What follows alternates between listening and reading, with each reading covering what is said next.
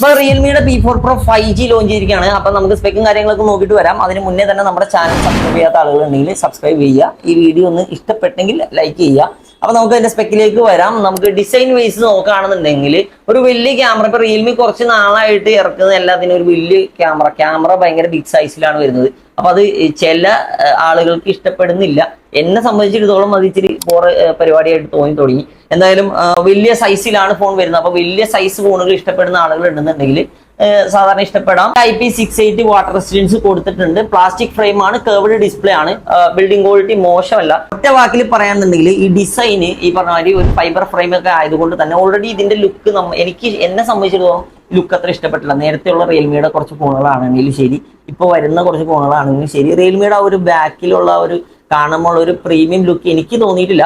നിങ്ങളുടെ അഭിപ്രായങ്ങൾ എങ്ങനെയാണെന്നുള്ളത് പറയാം. ഇനി നമുക്ക് ഡിസ്പ്ലേയിലേക്ക് വരാണെന്നുണ്ടെങ്കിൽ 144 Hz റിഫ്രഷ് റേറ്റുള്ള 1.5K റെസൊല്യൂഷനോട് കൂടിയിട്ടുള്ള 4D കർവ്ഡ് ഡിസ്പ്ലേ ആണ് കൊടുത്തിരിക്കുന്നത്. 6500 നിറ്റ്സ് പീക്ക് ബ്രൈറ്റ്നസ് ഉള്ള സെന്റർ പഞ്ചുകളുള്ള കർവ്ഡ് ഡിസ്പ്ലേ ആണ്. കർവ്ഡ് ഫോൺസ് ഇഷ്ടപ്പെടുന്ന ആളുകൾക്ക് ഒരു കർവ്ഡ് ഡിസ്പ്ലേയിൽ വരുന്ന എല്ലാ പരിപാടികളും ഇവർ കൊടുത്തിട്ടുണ്ട്. 144 Hz റിഫ്രഷ് റേറ്റ് ഉള്ളത് കൊണ്ട് തന്നെ അത്യാവശ്യം സ്മൂത്ത് ആയിട്ട് പരിപാടി നടക്കും. 6500 നിറ്റ്സ് പീക്ക് ബ്രൈറ്റ്നസ് ഉണ്ട്. എനിക്ക് തോന്നിയ ഒരു കാര്യം, ഈ സാധനം ഒരു ഫ്ലാറ്റ് ഡിസ്പ്ലേ ആയിരുന്നെങ്കിൽ, LED ഡിസ്പ്ലേ ഉള്ള ഒരു ഫ്ലാറ്റ് ഡിസ്പ്ലേ ആണെങ്കിൽ കുറച്ചുകൂടി ഭംഗിയായിരുന്നു. ഫോൺ കാണാനും അതുപോലെ തന്നെ ഉപയോഗിക്കാനും കുറച്ചുകൂടി ഭംഗിയാണ്. എനിക്ക് ഓൾറെഡി ഈ കർവ്ഡ് ഡിസ്പ്ലേയോട് താല്പര്യം ഇല്ലാത്തതുകൊണ്ടാണ് ഞാൻ അങ്ങനെ പറഞ്ഞത്. പെർഫോമൻസിലേക്ക് വരാണെന്നുണ്ടെങ്കിൽ പ്രോസസർ ഇരിക്കുന്നത് സ്നാപ്ഡ്രാഗണിന്റെ 7 Gen 4 ആണ്. അപ്പൊ ഇതിന്റെ പ്രത്യേകതയായിട്ട് പറയുന്നത് ഒരു AI ചിപ്പ് സെപ്പറേറ്റ് വരുന്നുണ്ട്. അപ്പൊ അത് പുതിയൊരു സെറ്റപ്പ് അല്ല, ഒരു നേരത്തെ IQ Neo 10 വന്ന പോലത്തെ ഒരു സെറ്റപ്പിലുള്ള മറ്റൊരു ചിപ്പ് സെറ്റ് കൂടി വരുന്നുണ്ട്. Hyper vision AI chip set ആണ് പെർഫോമൻസ് ചിപ്പ് സെറ്റ് ആയിട്ട് ഒരെണ്ണം സെപ്പറേറ്റ് കൊടുത്തിരിക്കുന്നത്. അപ്പൊ performance based phone killer setup തന്നെ ആയിരിക്കും. 12GB LPD 5X റാമിലാണ് ഫോൺ വരുന്നത്. i12 UFS 3.1 വർക്ക് ചെയ്യുന്നത്.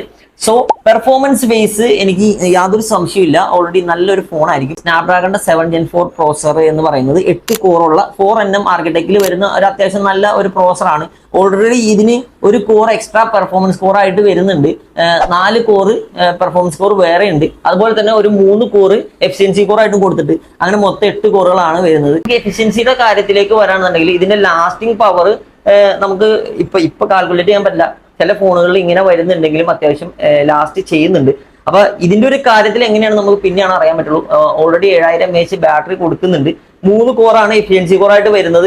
അതുകൊണ്ട് തന്നെ ഇതിന്റെ ഒരു സംഭവം എങ്ങനെയായിരിക്കും എന്നുള്ളത് പിന്നെയാണ് നമുക്ക് പറയാൻ പറ്റുള്ളൂ. ഇങ്ങനെ പറയാനുള്ള കാരണം എന്താണെന്ന് വെച്ച് കഴിഞ്ഞാൽ ഈ സാധനത്തിന്റെ ഹീറ്റിംഗ് പരിപാടിയാണ്. ഹീറ്റിംഗ് കുറച്ച് കൂടുതലായിരിക്കും.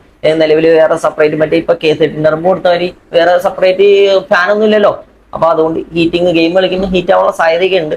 എന്തായാലും ഈ റേറ്റിൽ അത്യാവശ്യം ഒക്കെയുള്ള ഒരു പ്രോസസറും അതുപോലെ തന്നെ പെർഫോമൻസ് പരിപാടികളായിട്ടാണ് എനിക്ക് തോന്നുന്നത്. കോറുകളൊക്കെ കോർട്ടെക്സിന്റെ കോറും അതുപോലെ തന്നെ അഡ്രീനോയുടെ GPU ആണ്. അപ്പൊ പെർഫോമൻസ് ബേസ് ഓക്കെ ആണ്. എന്തായാലും 7000 mAh battery 80 watts fast charging കൂടിയാണ് കൊടുത്തിരിക്കുന്നത്. അപ്പൊ ഈ പറഞ്ഞ ചാർജ് നിൽക്കുന്ന പരിപാടിയും അതുപോലെ തന്നെ കയറുന്ന പരിപാടിയും അത്യാവശ്യം നല്ല രീതിയിൽ വർക്ക് ചെയ്യുന്ന ഒരു സെറ്റപ്പ് ഞാൻ കാണുന്നുണ്ട്. ഇനി ഇത് വയർലെസ് ചാർജിങ് വർക്കാവാത്ത ഒരു മോഡലാണ്. വയർലെസ് ചാർജിങ് കൂടി കൊണ്ടുവരാമായിരുന്നു എന്ന് എനിക്ക് തോന്നി. ഇനി ക്യാമറയിലേക്ക് വരാണെന്നുണ്ടെങ്കിൽ 50 MB മെയിൻ ക്യാമറയും 8 MB അൾട്രാ വൈഡ് ക്യാമറയും 50 MB ഫ്രണ്ട് ക്യാമറയും കൊടുത്തിരിക്കുന്നു. ഇത് എല്ലാം 4K 60 FPS വർക്ക് ചെയ്യുന്ന സെറ്റപ്പിലാണ് കൊടുത്തിരിക്കുന്നത്. അപ്പൊ OS ക്യാമറയാണ്, ബാക്ക് ക്യാമറ OS ക്യാമറയാണ്, അതുപോലെ തന്നെ സോണിയുടെ ക്യാമറയാണ്.